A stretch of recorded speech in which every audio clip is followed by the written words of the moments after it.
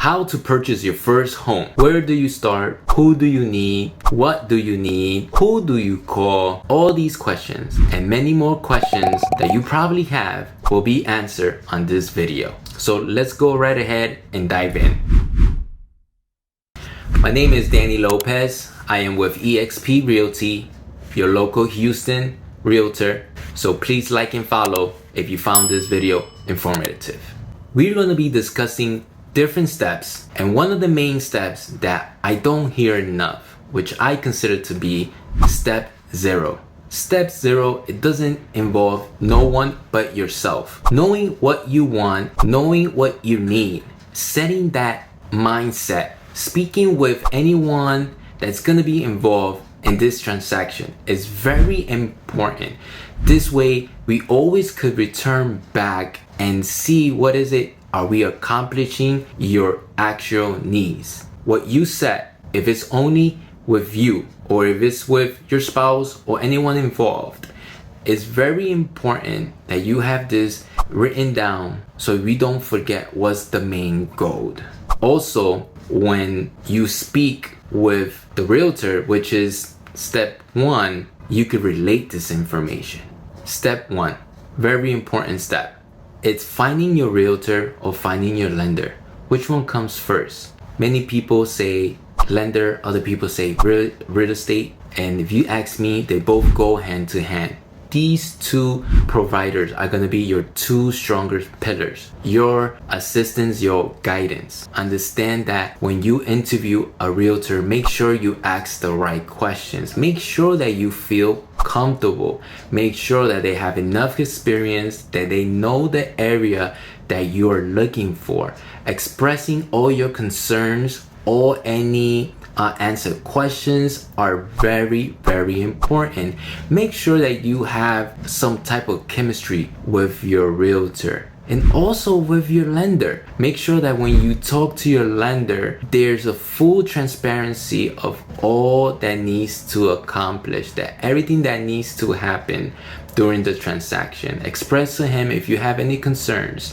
Understand something, that every single person purchasing a home has a different situation. So don't go off on what your family relatives inform you.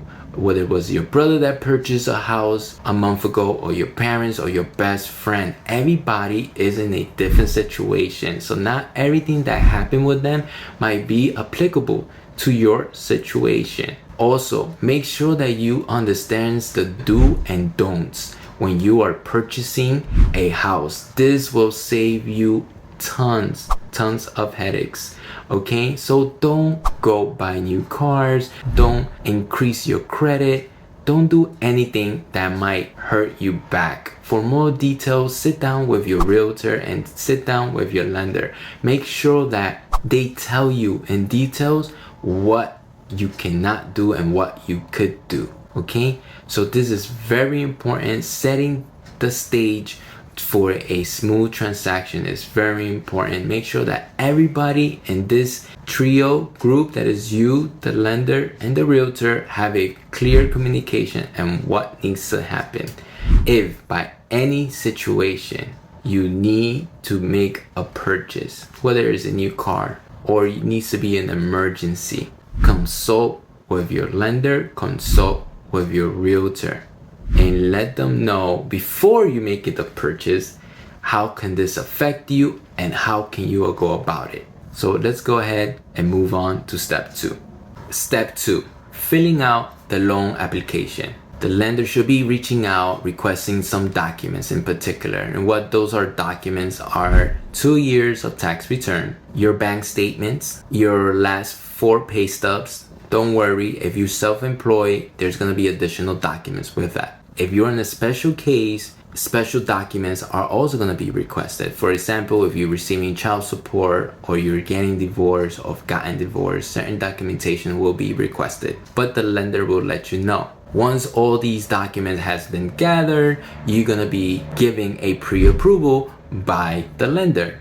This pre-approval will give you the power and will also indicate how much buying power do you have. For example, if you receive the pre-approval of $250, it does not mean that you're gonna be purchasing a property of 250, it only means that you could purchase up to that price. So now that you have your pre-approval, you're good to go to move to step 3. Step 3, we start searching for your home. You got your pre-approval, you're ready to rock and roll. Now at this point, you're gonna be dealing with your realtor. Make sure that he understands what are your needs. What is it that you're looking for? Don't expect the realtor to be a mind reader. Now, if you want to live in a specific location, if you need a specific type of rooms, do you need a specific square footage, if you want a backyard, you want high ceilings, if you want your house to have 2-3 different doors, you need to let them know, so this way the realtor has a specific idea or general idea of what you're looking for. So it's very important.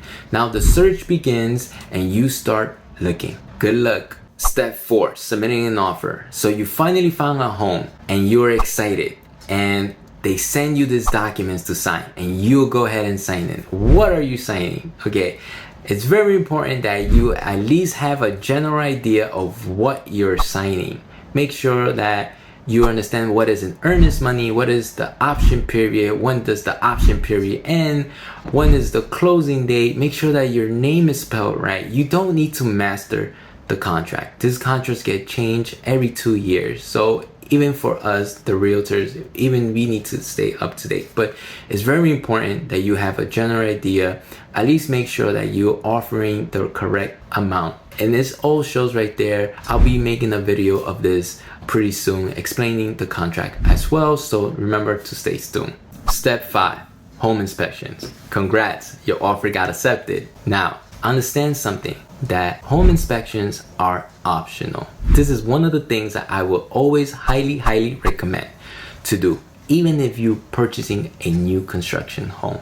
So when do I schedule a home inspection? As soon as possible. If your offer got accepted today, you should be on the phone scheduling it for tomorrow or the day after. Also keep in mind how many days you have for your option period. Once you receive the report, you will go ahead, sit down with your realtor or get on the phone and discuss and review the report. After you review the report, you want to get back with the seller and the listing agent. Step 6. So after you review the inspection report with your realtor and got some feedback, try to come up with a strategy if there's some items that need to bring to attention to the seller. There's gonna be some negotiations going back and forth. Understand, don't get emotional. Don't think that the seller is being mean.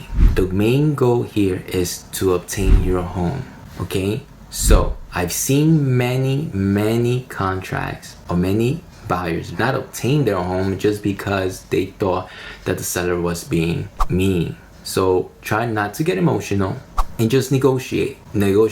Talk to your realtor, set in a strategy, whether you want seller contribution or you want them to repair the object. Be reasonable.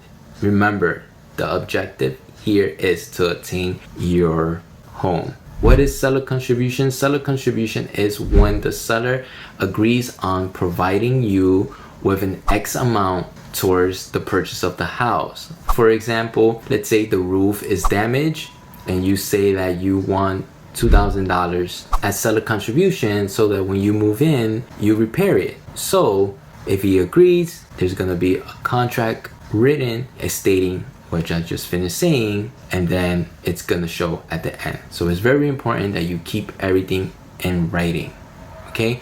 Remember, this is negotiation. No one is obligated to do anything, okay? So negotiate at your pure best and leave your emotions to the side. Step 7, updating documents. So we are past the option period. The lender should be reaching out to you, asking you to update all the documents that we submitted at the very beginning.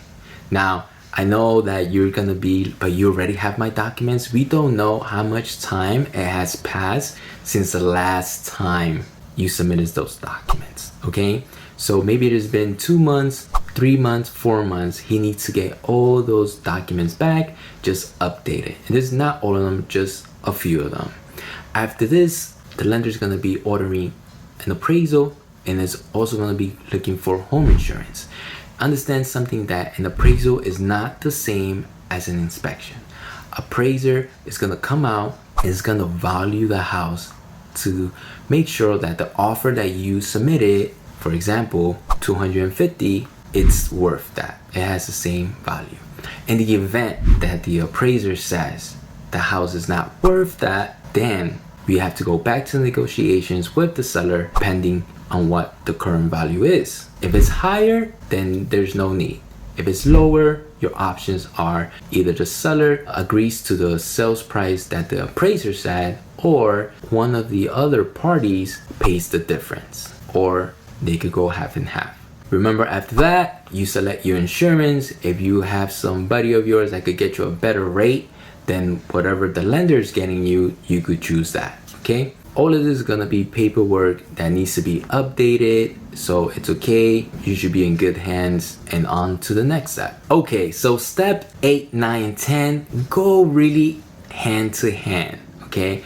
At step 8, it's gonna be updating docs. If once the lender submits all his documentations and there's any conditions means that in order for the loan to close, we need X, Y, and Z. So the lender is gonna reach out to you and give you, hey, Mr. Buyer, we are almost there. We just need to complete X, Y, and Z. And sometimes that is either paying something off, providing proof with some other documents, and the list goes on. So don't worry, those are just conditions. And then 9 is just basic getting your clear to close. Once you get your clear to close, because those conditions were already approved, then you're good to go. Step 10, final walkthrough. So what do we do here? Basically, you go to the house 1 day, 2 days before, or the day of, you walk the property. Make sure that the property is still there, that everything is still how you first saw it. And that's another opportunity that you have to make sure that the repairs that were agreed upon on the previous steps were done. So you walk the property, you check that the repairs were made, and after that, you go ahead, you go to the title company. Step 11, close and fund. Congrats, you made it this far. We almost there. This is the most easiest part out of the whole transaction. So what do we need here? You're gonna need the amount of how much you need to bring to the title company. This information should have been provided by your title company or your lender. Also bring a state ID or a passport, needs to be valid. Also, make sure that you have the address of the title company. This is you get this information from your realtor, and make sure you get the time that you were scheduled to arrive. Once you have all this information, you head to your title company. Make sure you get there promptly, and then you be greeted, and they will have you seated, and then after that you start signing. Okay, at this point, the title company officer will be explaining any documentation that you don't understand. Your realtor will be there as well, just in case something you don't understand. Don't feel afraid on asking questions. It's practically normal. It's a normal thing to ask questions. After that, after you have signed all those documents, they will be submitted back. Of course, the seller needs to sign. Once the seller and the buyer have signed, all those documents will be submitted to the lender. Once the lender receives all these documents, there will be the okay to release funds, and then that's when you get the keys. Remember, this is a mutual exchange. So the seller needs to receive the funds. Once they receive funds, keys are given. Okay, this normally happens within hours. It shouldn't take more than days, but everybody has a different experience. Sometimes there is delay for little technicalities. You know, it could be 100 different scenarios why this could be delayed a bit, but don't worry, it will get resolved. Step 12, finally, you got your keys. I hope this experience of you obtaining your home was a good one. I hope that this video gave you a general idea of what you're gonna be going through and what to expect. If you have any questions, please ask below. In this whole transaction, all I could recommend you is to never be afraid of asking questions, because if you ask them later, it might cost you more. So go ahead, comment below, and please click the like and follow and subscribe. And I really appreciate you guys. God bless. Bye.